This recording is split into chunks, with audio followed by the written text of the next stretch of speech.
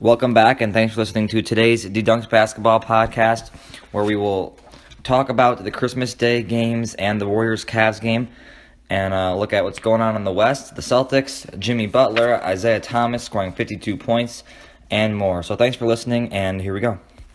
All right, first let's look at the Christmas Day games, especially Cavs-Warriors, of course. So, first thing to bring up... Can I interrupt you for a sec? I don't know what I was going to say. What just happened was you said the exact same thing that you were going to say, and then you pressed pause on our recorder, rewinded, and said, I messed up. And then you progressed to say the exact same thing. Well, he interrupted and you just me, went with it. All right, so let's do that. Let's get on with the show now. So, Cavs-Warriors. The Cavs won in... Did you notice that? Okay, didn't he say something? I don't know. Okay, anyway. The Cavs won the Christmas Day game in exhilarating fashion. Yes, sir. A nice little Kyrie fadeaway with, 3 seconds left? So, something like that. That was a 3.4, actually. Thanks. And then after that, Kevin Durant goes to shoot the what would be game-winning shot and stumbles a little bit while standing next to Richard Jefferson. Controversy, no foul is called. Did he get fouled? Maybe not. We'll get to that later. But what were your guys' biggest takeaways from this really exciting, fun-to-watch game between the Cavs and the Warriors? My biggest takeaway was Durant is still the same player that we expect him to be, where he's not very clutch, right? Yeah, sure, you can go on YouTube, you can find highlights of him being, clutch, hitting that last three-pointer to win the Thunder game or whatever, right here or there. But more or less, he's going to blow a 3-1 lead in the conference finals, or he's going to do something like this where, and I'm not just saying about that one instance, that 3.4 seconds, right? Because obviously there was a foul. The NBA released the last 2-minute report saying there was a foul, so we can't disparage him for that. But for the 7 minutes remaining before that, where they could have put that game away, and he just didn't. Yeah. Right, and he's supposed to be the most proficient scorer in the league, and he couldn't do that, right? So, I guess you could say for me, one of the biggest takeaways was it was disappointing to see that Durant in this new culture of increased efficiency, where he has the go-ahead to be the main scorer on a team full of all-stars, and he's still not be able to get it done. So you just kind of said my point. Obviously, a very exciting game, encouraging for me that the Cavs won it, because if the Warriors would have dominated, I would have been like, well, the finals preview, here it is. I was also gonna say that, and I totally forgot. Even though they were able to hold their own with DeAndre Liggins starting over J.R. Smith too. Even though I kind of tend to pull for the Warriors in this rivalry, it's fun. I'm glad the Cavs won this game, because in the finals we're gonna want to see a little more of a competitive series, obviously. Yeah. But what you just said about Durant being the scorer on the Warriors, that really worries me, and we're gonna get to this with Steph Curry too. But the style of the Warriors' play has changed quite a bit compared to last year, just from watching that game. And especially in the fourth quarter, there was more iso ball, more driving, more one-on-one than ball movement and having people shoot open threes and cutting. And it's unbelievable that you watch when they get into crunch time, they don't play the offense that won them a championship. They go back, they play. Oh man, it's so frustrating that they give up on what makes them so good when it can make them. And even good. Throughout the game, there was a lot more one-on-one ball and a lot more of the ball being in Durant's hands and just letting Durant go to work than there was last year. Maybe because of the type of player he is, but I think it's worth pointing out that. Do you guys think the Warriors are better when Durant is going one-on-one, or when they're moving the ball and just adding Durant to last year's style? I mean, they won 73 games with Harrison Barnes in the death lineup. Exactly. And that's all he did was spot up. And when Durant was signed, the question wasn't, is everyone else going to get owned and Durant is going to do whatever he wants? The question was, how good can they be putting Durant in this glorified Harrison Barnes role and having him kind of do that job just really, really, really, really well? Right. So the way that I equate it is like the same way that you give your post player your post up center, right? So someone like Dwight Howard, you give him his post touches to be happy, and then you run the offense without him, right? Like last year in Houston, he was mad if he didn't get his post ups, right? So they would pass him the game a couple times at the beginning of every quarter that he was in. He would post up, turn the ball over, and then they would just go on with the game, playing a much more efficient offense without the post ups. And it's not good when Durant is that kind of guy. And I think that that's kind of the same way, where once Durant gets the ball, He's going for his metaphorical post up where he's going to play his ISO ball that won him an MVP, and then he's gonna do what he does. He's gonna shoot. He's probably gonna make it, right? But that does kind of mess up that offense.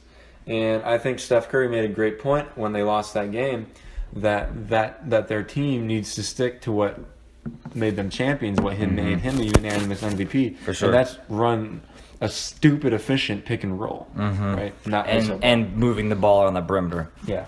Yeah, so a couple of my points on that game are similar, like you said. Kevin Durant is an interesting addition to the Warriors so far, as we've gone over quite a bit, but is it going too far to say that the addition of Kevin Durant to the Warriors means the end of Steph Curry's dominance in the NBA? Wow, what a segue right there, Nick. So that I appreciate, because I think there's a good point to be made there, Nick. And obviously, so far this season, that is what it's meant. Because Curry, man, he's been playing off the ball a lot more. He's had the ball a lot less. And his usage rate ranks a lot lower than it did last year. And frankly, it should not be that low because of the skills that he has. Yeah, I'm looking at his usage rate right now. Thanks. So his usage rate so far for 2016-17 is 28.1%. Last year was 32.6. The year before, 28.9. And then in 13-14, it was more like 28.3. So that's about where he was then. Or then, compared to now, it's about the same. However, really interesting, his offensive win shares this season, last year they were 13.8, okay? This year, they're 3.7. Holy cow. So that means that Steph Curry's offense last season made the Warriors 13 games better, and this year it makes them 3 games better. His overall win share, Offense plus defense? 17.9. Last year. This year, 5.2. So if Steph Curry was just like done 3.5 on the Warriors, times worse. that's unbelievable. So if he was just off the team, they'd only be 5 wins worse. That's absolutely insane. Yep. So you guys agree with me that it would be beneficial if the Warriors were to maybe work the ball through Curry a lot more as well as Durant? Yeah, because another stat I'm looking at right now. So obviously the Warriors are insane, right? They're insisting percent, like almost every bucket they have, like they assist off of. And that's I don't even know how many percent. It's going down from last year, ahead of the rest of the league. But for Steph Curry himself, I just lost the statistic right here. So last year his assist percentage was 33.7. This year it's gone down about 7 points to 26.6. So that is it's a big drop. Obviously, that's a big drop off. But the interesting thing about that is that is the lowest it's been since his rookie year. Wow. So one name that I want to throw in the great stats is Draymond Green as well. Because if you watch the Warriors last year, Draymond didn't score a whole bunch, but he was standing at the top of the key. He was kind of a point forward, always just catching the ball. He's a great passer. Just kind of the offense worked through Draymond last year, and this year he's been a stand in the corner and go play defense guy. Yeah. And I think that's another thing that's hurting them is that if they would just have Durant in Harrison Barnes' place times 10, that would make this an unbelievable team. But, I mean, they've got plenty of time to work it out, and they're still the best team in the league, so maybe we're overreacting a little bit. Yeah, I have a few more statistics that I think are kind of wonderful, really important. So his PER for last year was 31.5, okay? That's obviously his career best. This year it is 23.9, and it hasn't been that low since 2012, 2013. Okay. It's 4 years ago. Yeah, that's 4. Thank you. Crazy. And I think we have to remember that he's regressing to the mean, right? Because he's not going to make 402 3-pointers in one season every year. He's not going to be stupid efficient and crazy good and be the unanimous MVP every single year. But I think it's important to remember, or important to look at him and be like, okay, something's off with this guy, because his 3-point percentage and his shooting percentage has gone down too. It's not like just his usage has gone down, so it's like, oh, so he's not going to score as much. Everything about him is his true shooting percentage from last year was 66.6 or was 669, okay, which is 67% That's about. pretty good. This year it's 63, which well, that's still It's still really great. good, right? But it's important to remember, like, Wow. He's been definitely like, dropping Kevin off. Durant really has affected the way he's played, and some people might say, "Oh, it's not just Kevin Durant; he's regressing to the mean." But yeah, It's a huge part of it. you can't factor it out when an MVP comes to your team and your other MVP gets way worse. Absolutely. All right. If we're done, you got anything on that, Nick? Or are we moving on to our next thing? No, it's just that it has to be give and take, like you said. It's more than just a drop off. It's a complete change of play style in the entire team. So speaking of the Warriors, we have one more thing on this game, or maybe a few more. But I think first we should probably touch on what happened in the last play of that game. Obviously, the NBA's 2-minute report came out afterward and said it was a foul on Jefferson when KD caught the ball going for his game-winning shot. So what is your guys' opinion, not only on that play, but just the 2-minute report in general? Because really, I'm definitely against it. What do you think? I don't like. It's good. So for a fan, Yeah. I think that I really like the last 2-minute report. Just from the sense that, let's say that I am a Houston Rockets fan, okay? Let's say they're down 100-102. Okay. To the Spurs, which has happened. It actually just happened last week. But then let's say in the last play, Eric Gordon goes up for a 3-pointer. He shoots it and he draws contact with like 1.1 seconds left. The ball leaves his hand. It's all legal, but he draws contact, but he doesn't get the foul, right? End of game, end of story, whatever. They don't review the play for whatever reason. They just go on with They their can't lives. review fouls, yeah. Yeah. So you want to know whether there was the right call or not. Right. And so I want to the next day get a report saying Adam Silver. Okay, I know it's not Adam Silver, but Adam Silver said it was a foul. So therefore, that makes me feel a little bit better. But then you can't say, like, it does make you feel a little worse too. But I think for a fan, it's good confirmation that, like, yeah, I'm right. But for the referees and LeBron James and Kevin Durant both said this. Throws him under the bus. You're just roasting your employees, right? And so I don't like. So I like it from a fan's perspective. Yeah, but I'm from with you. a fan of basketball itself, not just of a team. Definitely. It's nice. I don't support it. It's nice to know whether that was the right call or not. But it's crazy that they would do that, saying, "Oh, by the way, these people were wrong." Because then people are going to do the thing where it's like, "Well, Draymond Green wasn't here for Game 6, or Bogut wasn't there for Game 7, or well, they stepped on Kevin Durant's foot at the end of that game." And I mean, obviously, this individual Christmas Day game doesn't matter wins and losses wise because the Warriors and Cavaliers are both going to get the 1 seed in their respective conferences, and probably meet in the finals. The Rockets aren't going to take the 1 seed. No, that's not. Anyway, I was going to say it might be different in the East. Possibly. We'll see. So basically, the real travesty isn't that this game was decided a different direction. It's just that we didn't get to see what would be the end of the game, or we didn't get to have a different outcome. Yeah. Nick? Yeah. You want to keep a 2-minute report? Well, first of all, I don't think that play was a foul. Let's not get into that. Yeah, that's the NBA disagrees with you. Adam Silver disagrees with me. Yeah, I'm not sure it was either. Well, just like you said, even Kevin Durant said that they're completely throwing the refs under the bus with this. And that just leads all the fans to say, what if this? What if that? That's an excuse. What if we just had a fourth referee so that we could stop the play every 10 seconds for free throws? You could say that it gives them some satisfaction or something, but it really just causes more problems, I think. And basketball games are often called differently in the end of the game than they are in the regular in the most of the game. That's a 50-50 call in a different part of the game, but they're never going to decide the game on a foul. Yeah. So that's got to factor in too, and the 2-minute report kind of negates that also. So maybe we should move on. Yep. Speaking of Kevin Durant and LeBron James, Devin. All right. LeBron has famously owned Durant in his career, right? And well, I just happened to have it happened again last night. BasketballReference.com statistics about what you speak of right now. Excellent. Let's hear them. Do you mind if all right, I'm going to take over for a second here. Guess how many games they've played against each other in their career? 20. Ooh, close. 17. Okay. Now, I'll give you $1 if you guess how many times Kevin Durant has won a game against the 17 games? Yep. 4?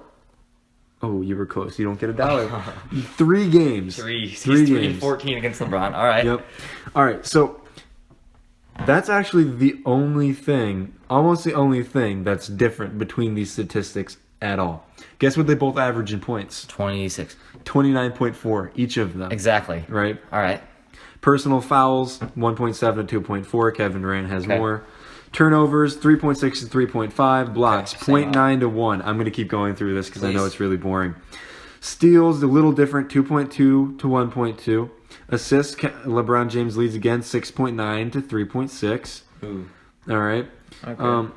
Total rebounds, 7 to 6.8. Huh. Free throw percentage. Now this is where Kevin Durant has the advantage because Okay. LeBron James is not a very good 3-point shooter or free throw, not 3-point. I don't know. What I said Shooter in that. general, you could say. Yeah, you could say that too. Oh wait, no, actually you can't say that. But anyway, free throws: LeBron James 76, 86 to Kevin Durant. Field goal percentage: Into LeBron. LeBron has 521 to Kevin Durant's 482. Yeah. But Kevin Durant obviously has them by about 2 points on 3-point percentage.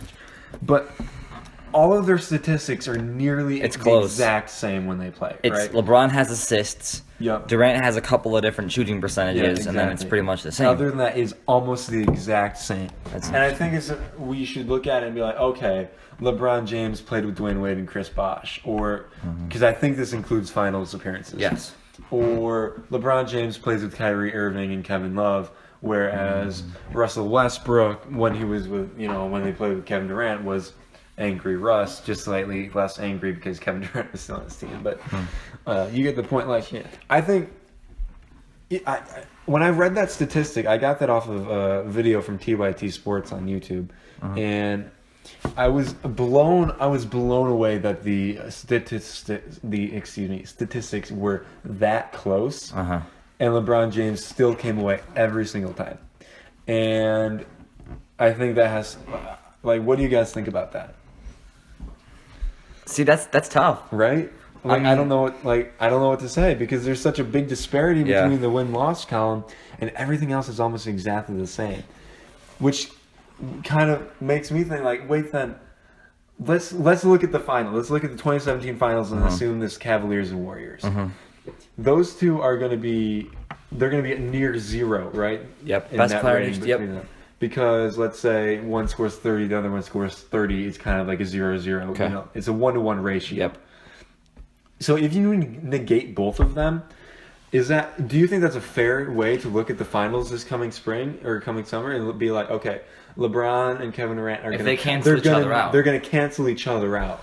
Now let's go Kyrie Irving, Kevin Love, and J.R. Smith versus Steph Curry, Draymond Green, and Well, that's a Klay good way to look Thompson, at it. right? I mean, I'm not sure it's perfectly accurate because I still think LeBron's a little obviously better than Durant. Right, And in the finals, I'm going this to lean toward this LeBron. is only numbers, right? Right. This isn't Oh, yeah. everything else. And LeBron's better at involving teammates than Durant is, Yeah. too, which you have to include. But I think that Kevin Durant's at least close enough to make that a factor in the finals. So that's one of the biggest things the Warriors got picking him up is he's a good defender and a good offensive player, so he can take LeBron on both ends to an extent. And if he can just shut LeBron down and keep him kind of out of the game, then yeah, the rest of the Warriors can totally take care of the rest of the Cavs. But remember what LeBron did in last year's finals, and it was totally nothing. I don't know what can cancel that out. For the first time ever, he led a playoff series in every major category. Yeah, no, I remember that too. So you can't assume anyone's going to cancel that out. But I do think that's a huge point as to why the Warriors are so stacked is because they have a guy like Durant who's almost as good as LeBron, and then the guys behind him are so good too. Yeah. But yeah, that's interesting stats there, and I look forward to seeing it again in the finals. Yeah, and then what do you think? Yeah, I have one thing that even though the stats are so close, kind of like you said, it's there's something about LeBron that just can't be canceled out, whether that's just how clutch he is or, like you said, the stats, or not the stats, the hustle plays that don't go down on stats, or whether it's the involvement that he does with everybody, the assists really count for a lot. So, whatever that is, it's hard to put a finger on, but Yeah. it's just something that makes a huge difference Right. come June. Right, that's what I wanted to hear from you two is we see these stats and they're nearly identical, and yet the win-loss column is so it's not even close, right? And that I think that's just a testament to how great LeBron James is. He's one of the greatest teammates of all time, for sure. Yeah. Like, you talk about the greatest players of all time, and LeBron might not stack up in all the skills-wise, and maybe not all the statistics even, but he's incredibly efficient, and he's a great passer, obviously, but just the way that he can involve a team, and he's a coach on the court, as we've said many times. He's the coach of the Cavs, and the GM of the Cavs, and the best player of the Cavs. And that's why he's able to make his team so much better. Yeah, and just think about him on any other team, right? And this is kind of a segue into the next topic I want to talk about is, like, imagine LeBron James on the Raptors, right? 1 seed. Imagine him on the Pacers, 1 seed. Bulls. Heat, 1 seed. Bulls, 1 seed. Bulls. Knicks, 1 seed. Easy. Right? And so Nets, playoffs. Sure. That's Nets finals. Sure. I mean, why not? Yeah, I don't see a problem with it. I don't see a problem with him and Rondae House Jefferson destroying the league. I mean, yeah, that's basically exactly what he did when he came back to the Cavs. They were a bottom of the pack team. They snuck Kyrie and Love in there, and he came back and they were in the finals. Yeah. So what I want to look at now is I want you to look at the 5th seed through the 12th seed, okay, in the Eastern Conference. And now look at their the game is back. Yeah, games back from 5 to. They're all within 3 games. Yeah, all within 3 games of each other. So here's the outlook of the East right now. Yeah, Cavs, the 1 seed, we're gonna presume. The Raptors and Celtics, the 2nd and 3rd best teams for sure, but the Celtics, win-wise, they're close still. Hornets, 4, probably gonna stay up there, and then we have this list of 8 teams: Hawks, Wizards, Knicks, Bulls, Bucks, Pacers, Magic, Pistons. And all 8 of them are just in this big mess for making the playoffs. That's really interesting. I mean, it's so the variations that are possible are so wide as far as who can make it in, who can end up where. That it's gonna be exciting to see what exactly happens in those 8 teams. It's funny because the way I see the East is it's like a daycare where you've got the Raptors, the Celtics, and the Cavs, and they're like they're the moms that run the daycare or whatever, and then everyone under them is crabby kids who didn't get enough sleep the last day, and their single parent dropped them off at the school so they could go work at the gas station or whatever. And sure, am I stereotyping a bit? No, because okay. Anyway, like they're all those really crabby kids that don't know what they're doing. They're just fighting over toys the whole time, right? Yeah. And that's how I see it. It's like this is just a daycare of angered kids over in the East. Wow, like the West is like Congress, and none of them have a chance. Yeah, for sure. I mean, the Cavs are the only team that has a real chance to make the finals, and the Raptors, okay, maybe the Celtics are going to improve going forward, but after that, even the Hornets, I don't believe in them. Everyone else is just, they're a bunch of angry kids at daycare who really don't have a chance of anything happening unless they make one more move. Yeah, and like. I didn't know this, right? I figured that it was Cavs, Raptors, Celtics, Hornets, Hawks, etc. Right? But I just didn't realize until last night when I was checking the Rockets standings in the league, because Rockets, and I realized, I'm like, wow, these are all these are some pretty similar records. Yeah, wait a second, the 5 seed. Oh shoot, the 5 seed. It's crazy. The 5th seeded Atlanta Hawks are literally a game away from being out of the playoffs, which is. It's interesting, and it's going to be interesting going forward. I think the big thing that separates those, though, if I can look at it one more time, is how young they are. Because the Bucks are an up-and-coming team. Giannis, thank you. Jabari, who I very much like. Middleton. Malcolm Brogdon. Seriously, though. Pistons are pretty young and up-and-coming. I just think, like, my favorite team, the Bulls, for example, one of the more hopeless ones because Dwayne Wade is 30, whatever he is, and the whole team is older, and Rondo is not going to go anywhere, and just not as much hope. Yep. So if you look at the teams that are going to rise out of this, I think it's the Bucks, maybe not this year, but eventually. Detroit, I think, has potential, obviously. I like Paul George and the Pacers, but, man, things just not seem to work there. Wizards, maybe even the Wizards. Wizards are working it up, right? Wall, Beal, and Otto is not a bad backcourt. They're figuring something else. There's something out. I'm not about the East. Yeah, I was going to say, while we're on the East, you want to talk about the Celtics a little bit? Let's do it. Because Isaiah Thomas is leading this team to some nice victories, right? Put up 52 Let's points just- last night. 29 in the fourth quarter. Thank you and thank you. Wow, I love that guy. You're welcome. That guy's like he's just one of my favorite players to watch, and I really don't know why, honestly, because he's a starting point guard in the league, so he's going to be able to score, he's going to be able to pass and do all that stuff. But I don't think anyone ever expects it out of him, right? He was an all-star last year, but yeah, mostly because of other injuries to other all-stars.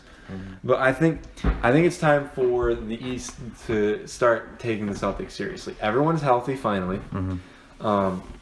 They've got 2 all-stars, right? Or at one point all-stars in Horford and Isaiah. Thomas. Yep. And they're 1 trade away from being contenders. So let me say these brief stats. Isaiah Thomas was the 60th overall pick in the 2011 draft. That means he was the last pick of the 2 rounds. Kyrie Irving was the first pick in that draft. Points per game, Isaiah 27, Kyrie 24. Assists, Isaiah 6.3, Kyrie 5.8. Defense, Kyrie's terrible, Isaiah is respectable. So I'm not saying Isaiah Thomas is better than Kyrie Irving, but I am saying these simple and often relied on stats say he is. So he's one of the more underrated players and point guards in the league. And the Celtics in general, Avery Bradley playing great this year. Jay Crowder, a great defender and a good stretch 4 if needed when they want to go small. Jaylen Brown's playing good defense.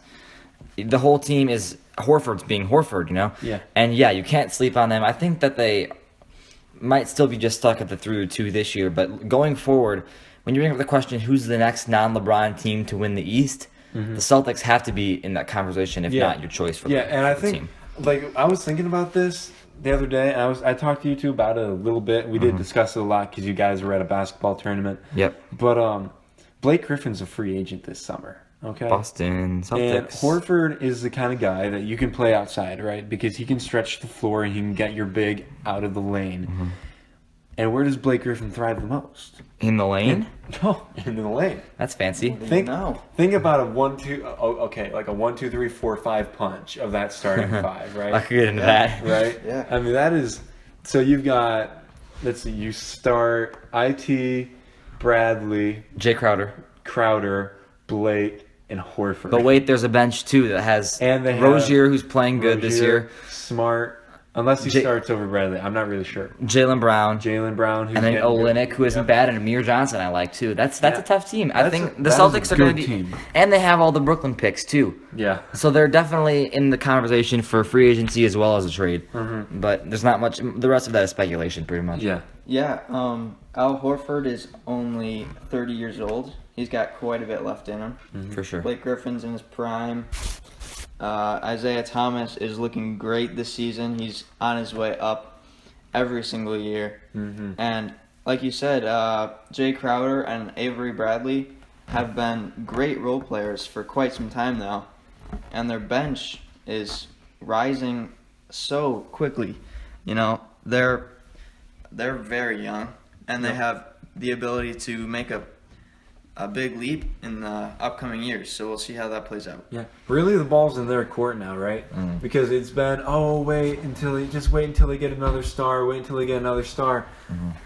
But I mean, This is their chance. this is their chance, right? Like I think that this next offseason, this next draft, however they work it out, I mean, this could be huge for the Celtics. Yeah, the list of superstars is definitely there.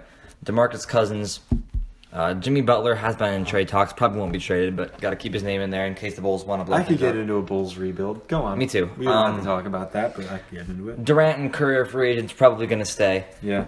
But then you've got all the other names like Anthony Davis, or help me out here. Okay. Melo maybe could be in a trade. There's so many guys like that just you don't think they're going to get traded, but if they do, Boston's a player. Right, yeah. Even guys like Rudy Gay who aren't that good. Well, he'll be a free agent. That's true But, too. Or Korver. Boogie. CP3's a free agent. Yep. Yep. So they got to make something happen. Yeah, They have a lot of opportunities there too, like you Yep. said. Yeah. All right. You guys So- ready to move on? Yeah, Or- so the next thing we have here, Devin, these are some really interesting stats. You want to explain exactly what they are? They compare points to true shooting percentage? All right. So another thing that I got off of a TYT Sports video on YouTube, I really like listening to them or watching them. They have a lot of interesting takes. But there's one thing that Andre Snelling's one of the people for one of their personalities figured out really on his own was how for in the last 20 years how various stars have done their best to be like Mike, right? So we're going to look at his points per 100 possessions, and we're going to look at his true shooting percentage, okay? Points per 100 possessions, is about 40, let's see, it's about 43, okay? So 43 points per 100 possessions. Not bad, not going to lie. Not bad at all. Not bad at all. True shooting percentage, let's see if I'm looking at it right now, it's at 57%. Not bad at all. Not even close to bad at Not all. even close to bad at all. One could say those are like the kind of numbers that the GOAT puts up. Sure. Well, considering the GOAT did put them up, I'd agree Exactly, with you. precisely. Now let's look at the generation that he played in, and then right at his retirement, right after his retirement. Right. So like Joe Dumars, Clyde Drexler, Larry Bird, Paul Pierce. Okay. So they are all under 56% true shooting percentage, and they're all under 32.5 points per 100 possessions, okay? And these were considered to be big scores in their heyday, right? So these guys are, and especially with points, but also with efficiency, Yeah. on the low end of all the guys we're going to talk about today. Right, yeah. Now, after that generation, besides for Pierce, okay? So after Jordan, who do you have? You've got Dwayne Wade, Kobe Bryant, Vince Carter, Allen Iverson, and Tracy McGrady, all right? All people, when you think of them, what do you think of? A hint. The answer is Lots of points. Lots of points, exactly. The less Scoring. efficiency in this case. Yes. So the interesting thing about them is, obviously, I'm just going to spoil the graph for you here because I know you guys can't see it. No one even reaches Jordan in points per 100 possessions. No one's even close, okay?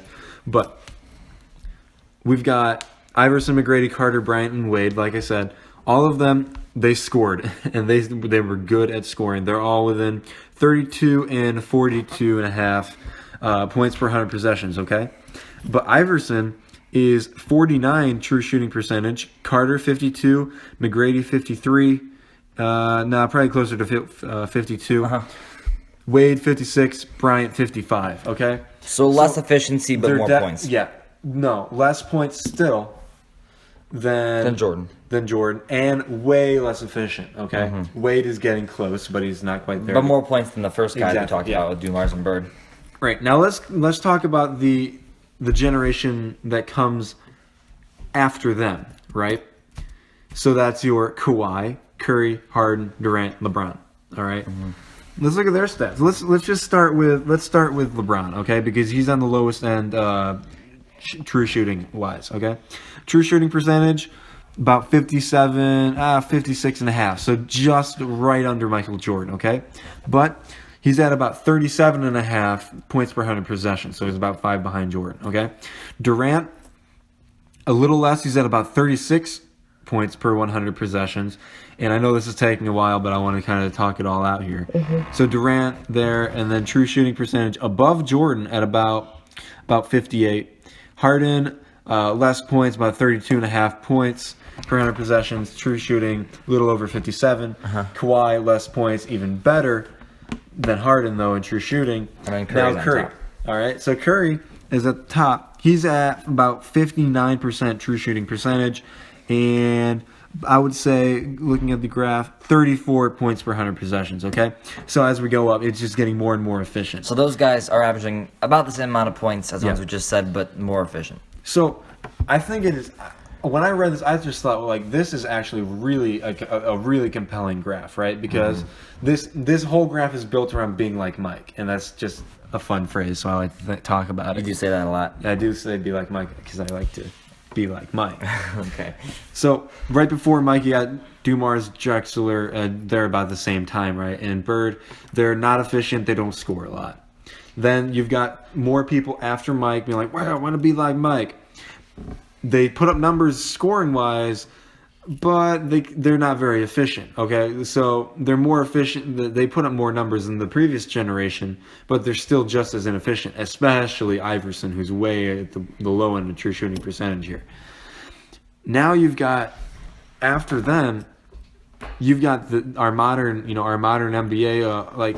I would say so. Curry, Kawhi, Harden, Durant, and LeBron. So those are your 5 frontrunners for MVP, like every year besides Westbrook. Pretty much. And they're putting up numbers that are obviously they're less than Jordan, but they're the exact same amount as Bryant, Wade, Carter, McGrady, and Iverson, and they're like 10% more efficient too. Mm-hmm. So what are your thoughts on how our league has increased its true shooting percentage and efficiency ever since Michael Jordan? This is interesting. Because obviously they're not scoring as much, as I said. Yeah. But they're more efficient than even Michael Jordan.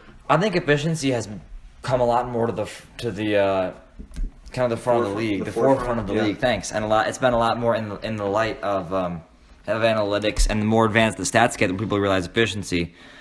And I think that part of this has to do with pace as well, with the 100 possessions. But if you stick with the efficiency, I just think that the further along the NBA gets, the more they realize that if both teams shoot the same amount of shots, 80 shots per game or whatever, but one shoots 60%, one shoots 40%, that's a huge difference. Yeah.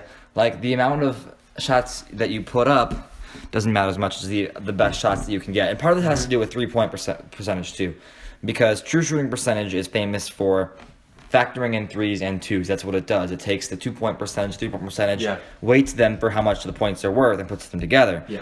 So you should point that out too, that the best players here are the ones that, maybe not the best ones, but the most modern players are the shooters too. Curry, Kawhi, Harden, Durant, the top 4. And that has to do a lot with the league going toward 3-point shooting too. But I really like these.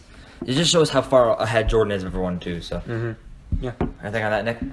One more thing I wanted to point out. Sorry, is Jordan way ahead of these guys in efficiency?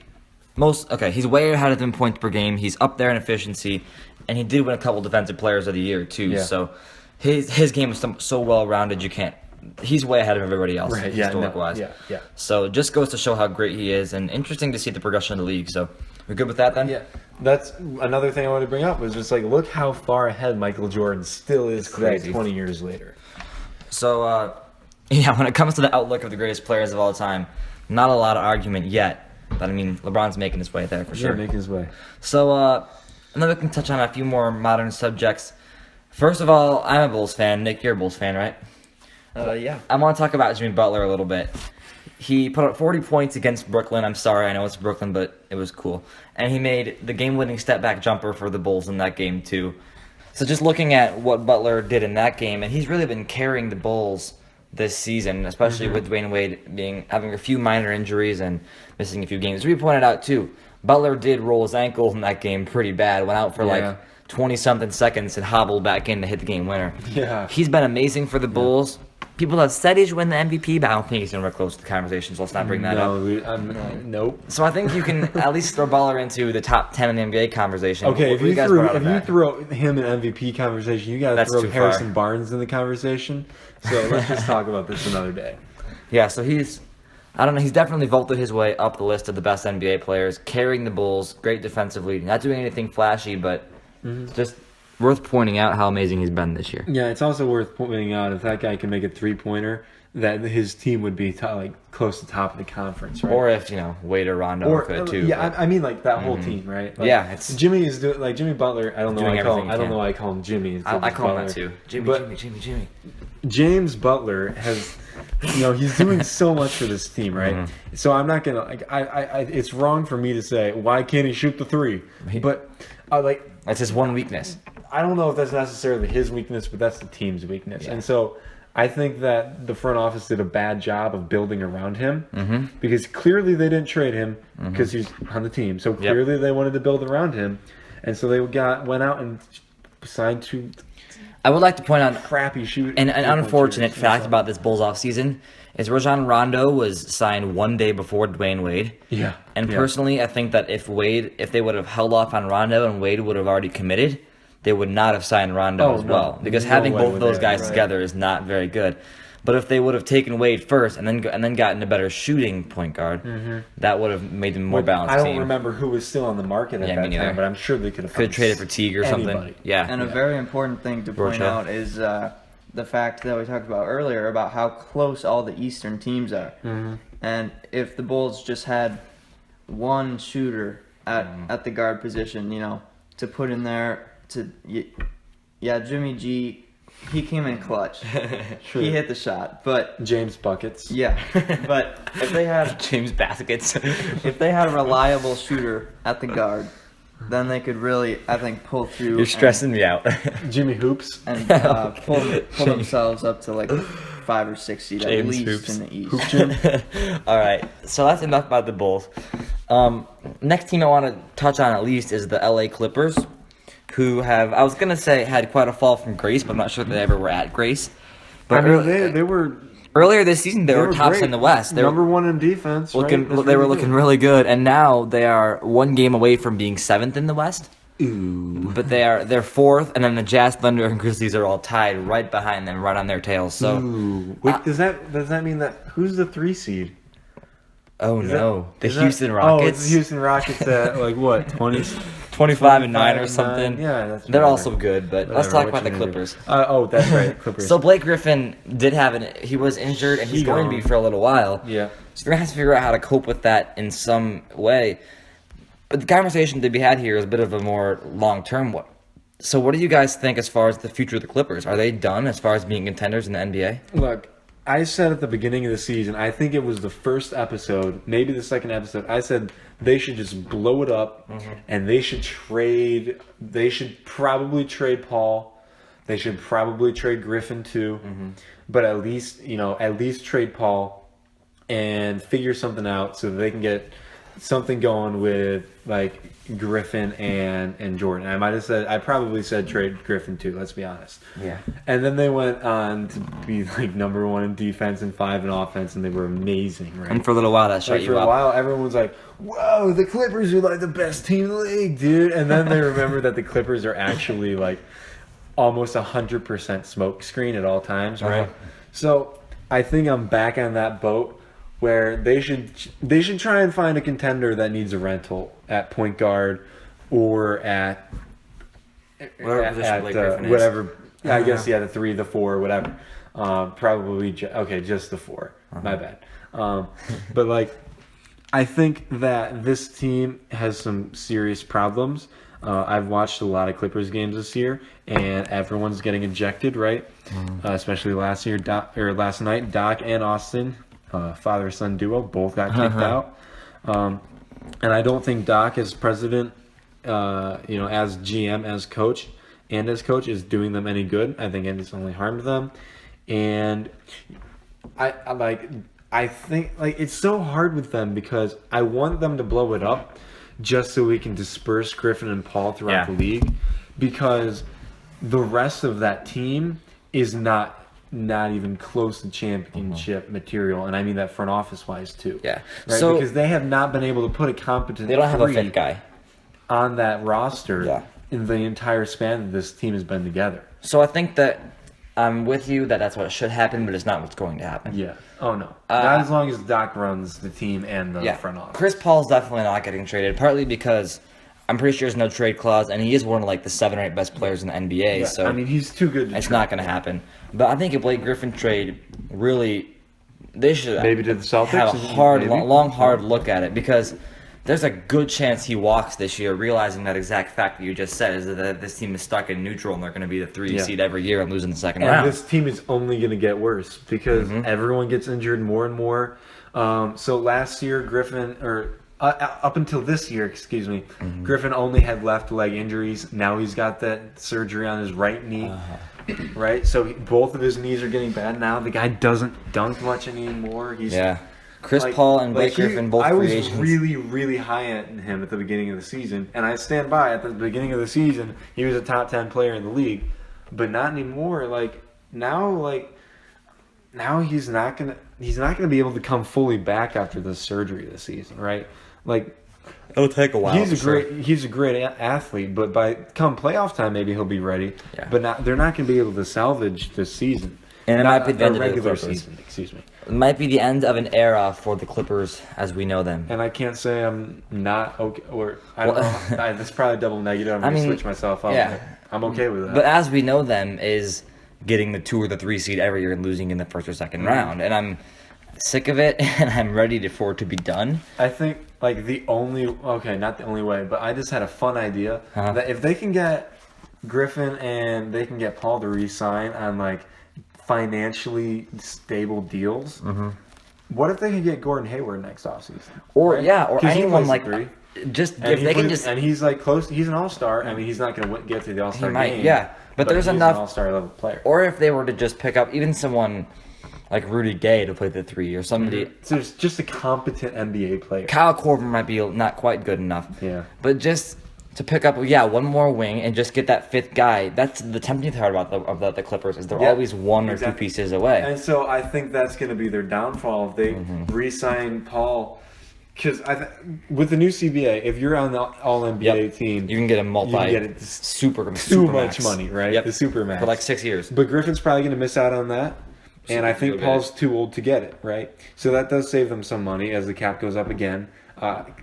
He might not be too old to get it, but we'll see. We don't know yet. So it's but either way, it's 2 extremes for them. We'll see which one they end up doing. Yeah, but either way, they're probably going to have to sign them both to max deals, which means that they're not going to be able to get a good, competent player at the 3. And once again, their bench is going to be trash, besides for Mo Spate Bucket Boy, But Mo Spate Bucket Boy. Like we said, so it'd be really fun to see Chris Paul and Blake Griffin somewhere else because they're really not fitting in that well here. And it's really the Clippers aren't going to be able to re-sign them both, I don't think, because one, they're not going to be as good as the other teams that are going to be pursuing them. So that'll be a factor. And two, like you said, they can't give an absolute max to them both. Yeah. So they're not going to be able to. They're done. Yeah. And they're also paying DeAndre Jordan a ton of money right now. When he left Dallas. Yeah. So we want to save some time. That was a fun debate. We want to save some time for sophomore watch today, so we have one more thing that we're going to get done. Nick, can you bring this quote up for me? Can I just interrupt you? Oh, do it. Just Yes. say that I just realized that the plant behind you is totally dying. Look at that plant. It's falling apart. I appreciate you putting that in there. Okay. All right. Like the Clippers are. We have or something. All right. So Charles Chuck Barkley, the one of the greater players of the '90s who never won a ring, he's been a bit salty, and he works for TNT. He said a lot of excellent as in entertaining comments about the NBA. And you want to read it, or should I, Nick? Yeah, every one of his quotes is. All right. I don't like. So we have one recently that he just recently said about the balance of the NBA. You reading this, Nick, or am I? Yeah, Charles Barkley. The NBA is the worst it's ever been. False. Go on. We got 1 or 2, 3 or 4 good teams, and the rest of the teams stink. Well, can you leave that up so I can dissect it a little bit? I'm going to go first, and then Devin's going to go, and it's going to take a long time. Yep. So, if you can bring up that quote one more time, the very first part of it, the NBA's worst it's ever been, B. I mean, in the early 80s and in the 70s, most NBA players were taking cocaine, and the league was a complete mess, and it didn't. And the Celtics were winning every year, and it didn't matter. And no one cared who won the championship. There was no competitive. I don't want to get into how bad it was then. The NBA is as popular as it's ever been, except maybe the 90s. It's very popular, and it's as entertaining as it's ever been, I think. But the one point here that makes sense is the second part of this. So the fact that we have 1 or 2, maybe 3 or 4 good teams, I kind of agree with that. I mean, we're sitting here on New Year's Eve, and we're saying the Warriors and Cavs are going to meet in the finals, and there's 90% chance of that happening, at least. We say it every episode. We're pretty much guaranteed that. But does that mean that the NBA is the worst it's ever been? I don't think so. I think it's the complete opposite. I can't wait to see the finals this year. Yeah, the finals are going to be great. They're going to be amazing this year. We haven't had something like this since Showtime Lakers and the Celtics. And let's just put this into perspective, okay? When was the league in need of saving? Okay? Right before Magic and Bird enter the stage, right? and they start playing against each other every year. Almost every year they're in the finals, besides for like 2 Pistons finals, right? Every single year, you can look at the league and be like, "Wow, this is awesome! So many stars." So when do Magic and Larry play, right? And like obviously, I wasn't alive in that time, so I can't specifically say. But when you look at you look at the way the finals went every year. It was Celtics, Lakers, Celtics, Lakers, Celtics, Lakers, Celtics, Lakers. Oh, Celtics, Lakers. Yeah. Okay. And then you get Michael Jordan entering this, right? He enters the stage in the 90s. He wins 6 championships, right? 6 in a row for him. Well, okay, so technically he was back in 95 for the playoffs. Yeah, whatever. he won 6. He won 6 rings. In a row when he was there. And the league was fine. Like, the league was... It had never been as popular and mainstream as it had been until Mr. Mike left. And what did Mr. Mike leave behind him? 6 straight finals? Besides for the 2, but he wasn't in the league. Right? So, and that's when it was most popular. And then it takes a pretty little dip as you have teams like the Mavericks and the Suns, and you have the Spurs constantly always there. Kobe. And you've got the Pistons, and you've got the Lakers, and you've got the Celtics, right? And you've got other teams that are always in contention there too. Kevin Garnett was never good enough, or he won one. The Timberwolves were never good enough, but he kept things interesting, right? He would make it to the conference finals or whatever a couple of times, at least once. The Timberwolves. So there were always teams in the mix. But can we just? How popular was the NBA in the mid 2000s? Not as much as now. Oh, that's right. And who goes to the finals every year? LeBron James. LeBron James. It's the same thing. I think it's the complete opposite of what Chuck said. Because the league's making more money now that 2 teams are going to the finals every year. Trivia question for you guys. Okay. When is the last time that the same matchup happened in the finals 3 years in a row? I would assume it was in the mid 80s. Let's try never. Really? The Lakers and Celtics in the 80s. Okay. So the Lakers... Let's try it. The Lakers... in 82, the Lakers make it. 82 and 83 both. It's Lakers-Sixers. Yep. Then it's Lakers-Celtics 2 years. The Rockets. Then it's Rockets-Celtics for a year. Then it's Lakers-Celtics, Lakers-Pistons, Lakers-Pistons, Blazers-Pistons, and then the Bulls come. Yep. So we've never had a trilogy of finals matchups, and the Bulls played someone different pretty much every year. Bill Russell never went to 3 straight finals against like the Jerry West Lakers? There were 2 Lakers-Celtics in a row in 65 and 66. Wow. The San Francisco... And yeah, so it goes starting at 62. We have Lakers-Celtics, Lakers-Celtics, Warriors-Celtics, 2 more Lakers-Celtics, another Warriors-Celtics, 2 more. So there was a bunch of Lakers-Celtics, but never 3 in a row. So this is really the first time we've ever had something like this. Yeah. And the fact that we don't know who's going to win the third time. This is the rubber match. This never happened before either. So it's really interesting. And we based this whole topic off of completely forgetting that the Spurs are in the league too. I know. Right? Yeah, they're good too. So there's let's always not a forget chance. that there's always a chance. Yeah. And the Warriors were down 3-1 in the semifinals last year. So wait, what can you say? The Warriors were down 3-1 in the conference finals last year, so they were close to making it in. They were up 3-1, and they blew a 3-1 lead. Blew it. Wait, who did? Oh, the Warriors blew a okay. 3-1 lead. Okay. The one with the unanimous MVP. Yep. That guy. Yeah. Okay. That was nice. I'm gonna slightly disagree with you guys here on this one. I think I agree how everybody likes it when there's 1 or 2 players that they can rally around and that they can everybody loves them. But I don't like when they have just the easiest path there is. I agree. Well, like you said last year, there was the 3-1 deficit to the Thunder, but LeBron hasn't really had too much trouble in the regular season or the playoffs in the past 5 or so years. I liked it when, well, I kind of missed it, barely, but Kobe made quite a few finals in his day. Yep. But he had to work to get there. He had a lot of teams that were in his way. He had the Dirk Mavericks and the Suns, He had all these teams that were... Yeah, obviously the Spurs, which I forgot about. But him and Duncan both, they were going at it. And you know, I But- can't Yeah, really you've got decide but, there. like, So you've got a good point. Basically, So, what you're saying is like, look at the NFL right now. I'm not gonna go too far into it, but we don't know who's gonna win the Super Bowl this year, and there's a big range of who could.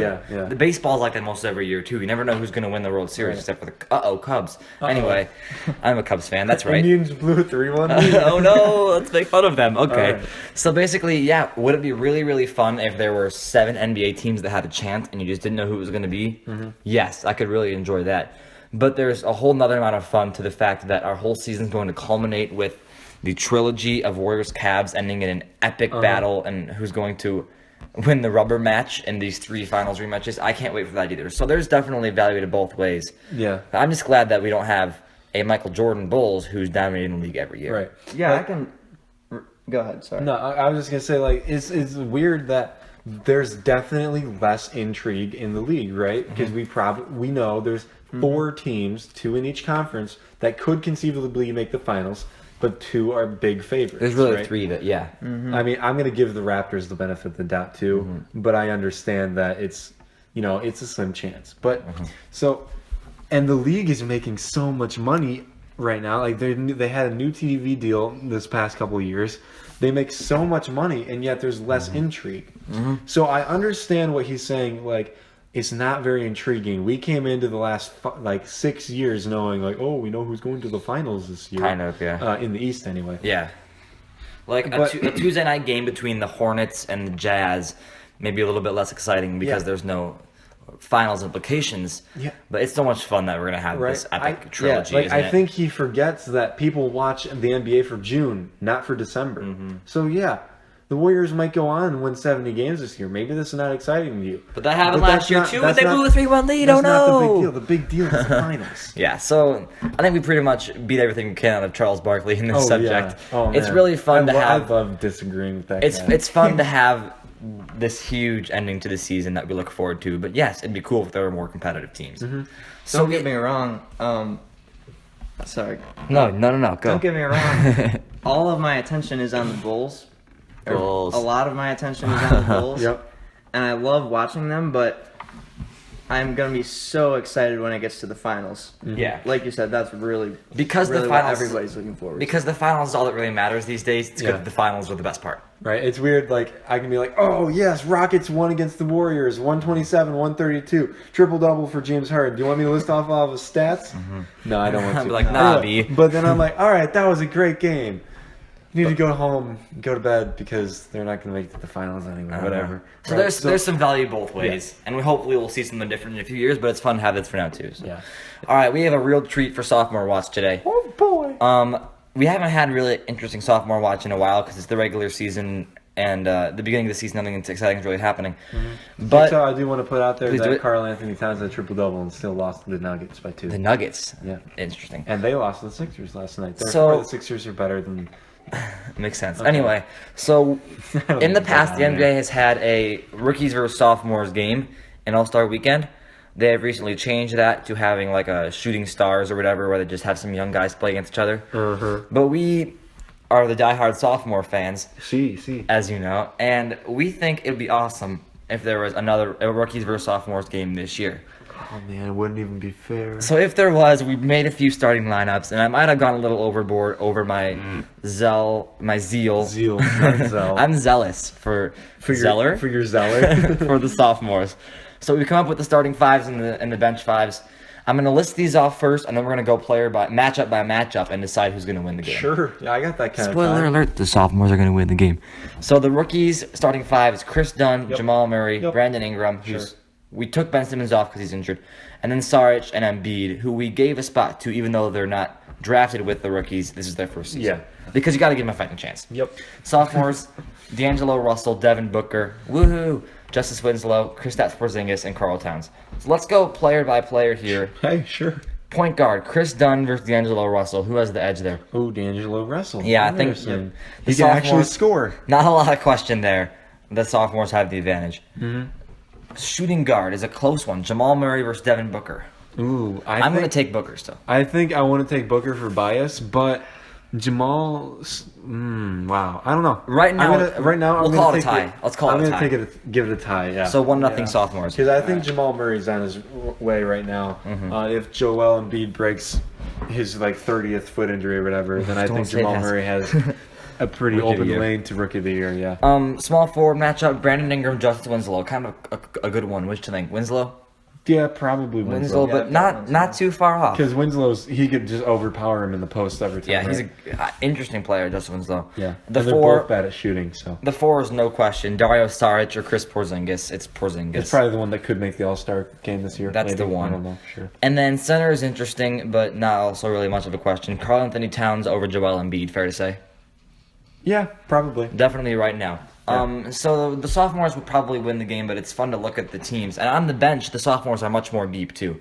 Sophomores have Miles Turner, Jahlil Okafor, Emmanuel Mudiay, Frank Kaminsky, and Terry Rozier. And also, there's the little Nikola Jokic guy that you didn't even put on this roster Yep, at all. Jokic would be the 11th man. I mean, their bench is so big that they want to fit him on there. It's so deep, yeah. And then the rookies would have Jaylen Brown, Dragon Bender, Thonmaker, Sabonis, and Malcolm Brogdon. Can we just talk about how much the Suns aren't playing Bender, and that just makes me and really Marquise angry. Chris, who's they start Marquise Chris. Yeah, what is that? Play Dragon Bender, and I think it's kind of clear. I mean, it's clear to me that Dragon Bender is the more promising player than he Chris. was taken earlier by the Suns. Yeah. So that I have to think that's what they. I mean, that's clearly what they think I'm too. not their coaching staff, and I don't see him in practice every day. But I watch still, a lot of their come games, on. and I go, "Wow, Dragon Bender Yeah. is only playing in garbage time right now." Yeah, and what they're is down that? by 40. And it's not like they have something else to play for. Like, yeah, Yeah. but we could get the 6th seed. Like that would be no. You Oh, can't. You can't make the get playoffs. the 14 seed. Yeah, maybe. might as well play our young guys' Suns. Come on, Suns GM. I know you're listening to this podcast. Play Dragon Bender more. Yeah, I'm gonna DM. Slide in his DMs. Yeah, I'm gonna Whoever the GM is, I don't even DM know. Earl Watson tonight and just be like, "Yo, play my boy Dragon. Let him breathe his fire." That's right. 'Cause, That's you know, right. He's a dragon. But So we're definitely going to give the edge to the sophomores. Man, is so there much even fun. an edge? It's more of a cliff. Sophomores Yeah. would have won last year if there was a rookie sophomore game. I would think Over the as past the rookies. Yeah. Yeah. I mean, Yeah. I can't rattle off exactly who's in that class. Like That would be- Wiggins. That would be the Jabari Wiggins and Parker. Jabari team. Jabari. Yep. Yeah. Yeah, so a really fun sophomores year so far. Any sophomores that have a chance at the All-Star game? I mean, we've touched on Kristaps Porzingis. Just 'cause he Kristaps. plays in I'd New love York. to see that, and I think Towns. And I think that He's definitely got a chance. I think the people. I think that I think that Christopher Porzingis has a better chance of being voted in by the people. Yeah, that's And true. so And I want to throw this in there. Christopher Porzingis. I want to throw this in there. It's gonna open a big conversation, maybe. But I do feel like it's a lot harder to be an all-star in the West than it is in the East, Oh obviously. yeah, look at Mike Conley. He's never been an all-star. And being in the all-star game is a big accolade. So do you think there's any potential to maybe... How do you change that? Oh, or fix you that? make it a 17 or 18 man roster like one of my Christmas wishes list from last week. But that still were? wouldn't... I mean, that would fix the problem of some people getting snubbed, but then it also makes the East easier. Like, it still doesn't even the balance. Or in the NFL, they just have in the Pro Bowl Oh, game yeah. That's what I was going to throw out. two all-time greats pick the rosters. Yeah. So you just... Okay, this would be fun, but it's not going to happen. What if, like, Bill LeBron... Russell versus Wilt Chamberlain coach team. Or what if, what if like the captain, quote unquote, of each team picked their own, like LeBron and Durant pick teams Well, then it's on the spot? It's gonna be one of the. That'd be controversial but awesome, Yeah, wouldn't that it? would be controversial because then it's like, oh, Like a man. pickup game? It's like I have Giannis versus give me another really good 3 in the game. So exactly. I can't think of Wow, one. I have Giannis versus Giannis or Kawhi, Hayward, who right? pick Kawhi? Who do you like pick? you're gonna Yeah. take Kawhi, and then And they'd be Giannis- biased toward their teammates too. Yeah. Like you know, Yeah, it's LeBron like- has to it's take like, Kyrie. oh, but J.R. Curry. Smith made the All Star. DeAndre Wiggins. Like what if they, what if they voted in Chris Anderson. or had the same vote that they already have to decide who the All Stars were? I think we should just stick with the all-time. And then of those 20 players or 30 players, they just go to the middle of the court in New Orleans, and LeBron and Durant just pick them. Yeah, I love that. Wouldn't that be idea. fun? Or like Chris Just a pickup Paul and game. Dwayne Wade. I Yeah. don't know why Dwayne Wade's going to be in the All-Star game, but Or just put in someone who like put Porzingis as a captain, just to freak. Like Yeah, he just has to pick teams. yeah, or just make like 2 rookies do it. Yeah. and then they don't get to play; they only get to coach. Terry Rozier and Demarcus Sabonis are the captain. Yeah, it's like the Malcolm Brogdon and Thon Maker coach. That could be interesting. I could get in that. All right. Well, we have plenty of solutions to the All-Star Weekend that we're not going to get into now. Yeah, Adam Silver's not going to listen to this anyway, so he's not going to realize how right But we Earl are. Watson is. Earl Watson is, yeah. So thanks for listening to today's version of De-Dunekd. We'll hopefully get back to you pretty soon. And one little hint that we're hopefully going to drop in here. We want to do an episode on Star Wars Rogue One, which is an excellent movie you should all go watch that we Indeed. watched. And we want to talk about it and compare some characters to some NBA players and do some more fun yet totally pointless stuff like that. Absolutely. So we will see you all hopefully soon for that episode and other episodes coming up. So thanks for listening. You can find us on SoundCloud and YouTube as always. Correction. You can, for now, you will not find us on SoundCloud. We're taking a temporary hiatus until right. we can figure out how to use that app correctly. All right. Because Thank you, SoundCloud. just See the you way on that YouTube. the way that it's going, we're gonna have to be exclusively found on YouTube. So go there. But we've got a channel. It's De-Dunekd Basketball Podcast, and we got. Let's see. I think we might have 8 subscribers right now. Oh, wow, we're a big deal. working up in the world. I'm not sure to listen to an hour and 5 minutes of it, so we probably should just cut it off now. But Yeah, this has been brought to you by Blue Apron. And, all right, thanks shout out. everyone. Simply Safe with 2 eyes.